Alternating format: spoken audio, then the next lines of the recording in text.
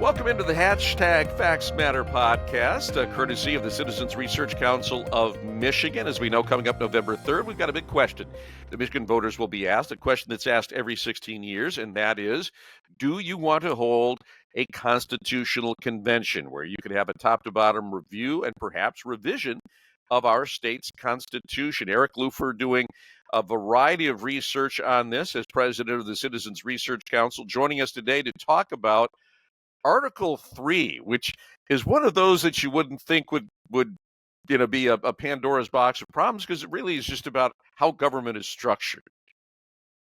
It is. It's, I think, in 1963, the delegates said, well, we have these provisions that don't fit neatly into the legislative or executive or judicial branches. They're not, Declaration of Rights. They just need a place to be, and so they created Article 3 and called it general government that just will be the bucket for anything that doesn't fit neatly anywhere else. Yeah, and some of it's quite obscure, I guess. This idea of intergovernmental agreements. What are those, and why might they be subject to review?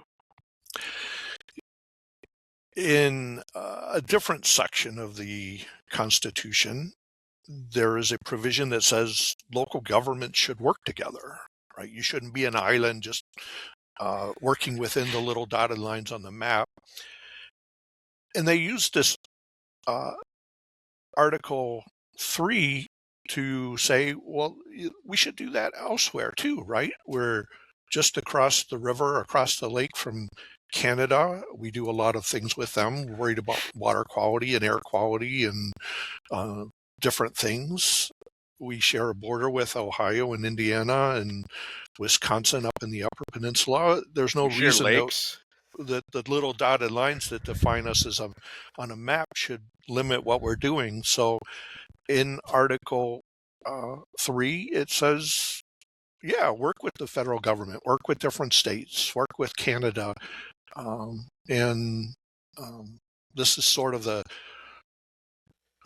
permission to go for and do that and not worry that we're stepping on any details, any niceties in state or federal law. We have the ability, and it's granted here, to do that.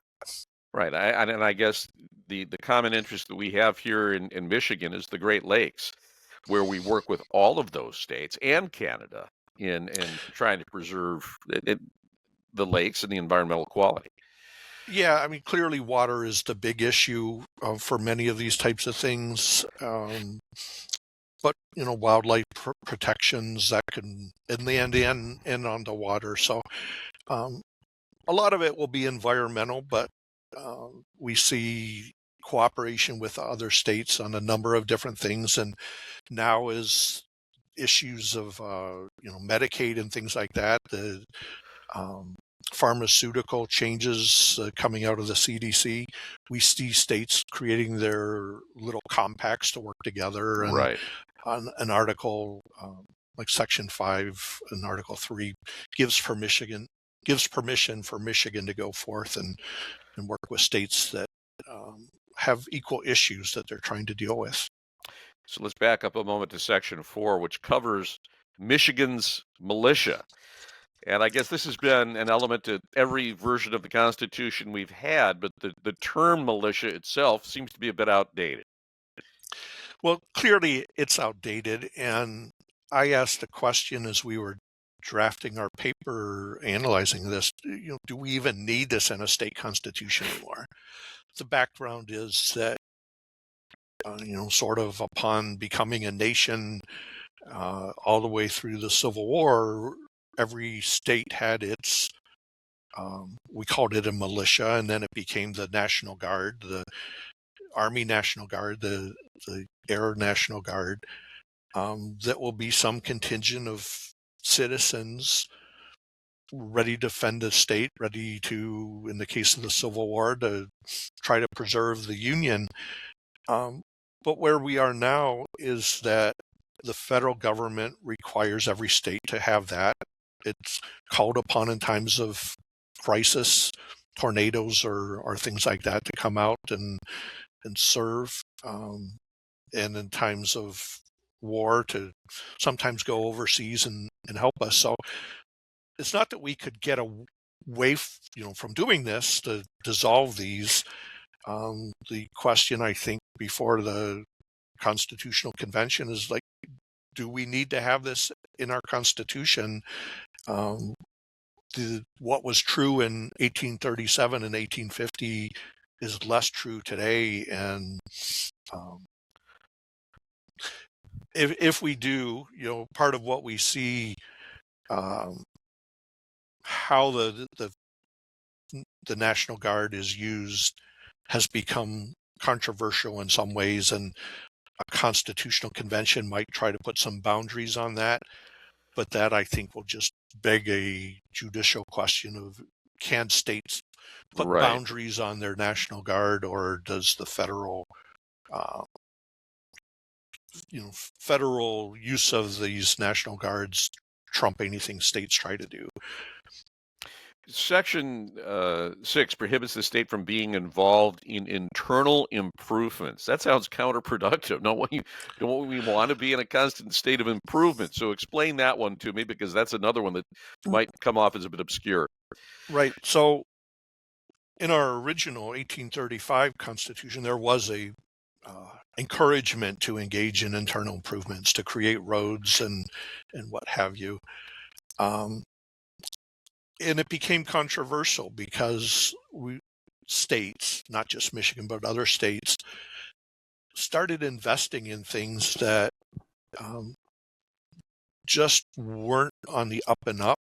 Sometimes it was in getting involved with groups that wanted to build a canal from Lake Erie to Lake Michigan, or other things that they were going to use public resources to invest in these, and then some private company was going to benefit from it. So they said, well, no, let's not do that. Let's put in a provision that says we can't use public resources to benefit those private entities. But here we are today, where we have roads built for private companies.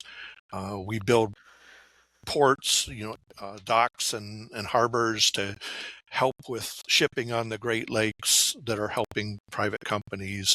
Our railroads work to the benefit of private companies. We see on the more micro level new development on the fringes of some of our cities, and there's provisions in state law that allow the city to extend the water and sewer lines to help a business that is technically outside the city. So we see it a number of ways, and a constitutional convention might want to, again, open this up and say, well, this is sort of like we discussed in Article 2, the idea that our Constitution says 21 years to vote, but in practice we do 18. We have something here that says you can't use resources for internal improvements to benefit a business, but we're doing it. Either we have to put teeth on it or just take it out. Well, we've seen the SOAR fund for auto plants. We now have these the data centers. So many of our economic development efforts. Yeah, and it doesn't seem that there's any limit. Yeah. Okay. Yeah. So and maybe this is kind of falls under similar headings, but non-disclosure agreements also fall under Article 3, and whether they are permissible. It could be, these are things that are not covered now, but perhaps should be. Yeah, so we have this, again, catch-all, and the non-disclosure agreements have become controversial at the state level with our legislature, also at the local level with city councils and township boards. If you were to put into our Constitution some sort of restrictions or prohibition on these NDAs, then Article 3 would be the place to put it. Similarly, the transparency, right? We have for the longest time every year said, should the legislature be subject to freedom of information? And every legislature drafts a bill saying it should happen, and either the party in charge of that group, that House or Senate says, nah, I don't think so, or one chamber will do it and the other one won't, and it just doesn't go anywhere. If we were to open up the Constitution, we could sort of put a foot on the gas a little bit and tip the scales and say, we need transparency and you guys figure it out. Again, this would be a place, if we were to do that, where a place where that would fit. How often is Article 3 amended? Have we seen a lot of activity there over the past 60 years? There has been only one attempt to amend it, and that failed. When I say attempt, that's when the actual question appeared on the ballot. We didn't scour the history to find were there other efforts to introduce something that just didn't get the petition signatures, or the legislature didn't take it to fruition to introduce it. So this is really, if you were to walk into your high school civics class and tell me what's in the state constitution, this will be the one that people forget, that it is so far under the radar. All right. By the way, we shouldn't leave without at least touching on this important anniversary that the Citizens Research Council is going to be celebrating here in a month or so. That we got 110 candles on our cake. 110 candles, and I've been here for 39 of those anniversaries. So yeah, the Citizens Research Council, we really think is doing important work, helping people to understand issues like this constitutional convention question, getting into school finance and state finances and tax reform, all sorts of things. So citizens care about their government, care that the services are provided in an efficient way, that the taxes are not too high. And so having a independent, nonpartisan body like the Citizens Research Council that have the experts and the wherewithal to look at these things and help people understand these issues is so important. And support of people listening to this podcast and consuming our information would be very helpful to keep us going for the next 110 years. Especially in a time where everything has become so hyper-partisan. You really hear people crying out and saying, where do you go for objective information when everything seems to have a partisan slant? So we invite you, if you believe that this is an important service, to support the Citizens Research Council financially with a donation. You could do that by going to crcmich.org and help keep those candles burning on that cake for many, many more years to come. Eric, thanks very much. Yeah, thank you.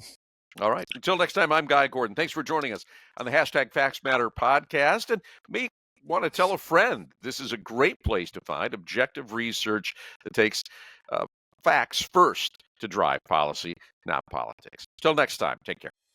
The Citizens Research Council of Michigan has been providing lawmakers, academics, the media, philanthropists, business leaders, voters, and all Michiganders with factual, unbiased, independent information on significant issues concerning state and local government organization and finance.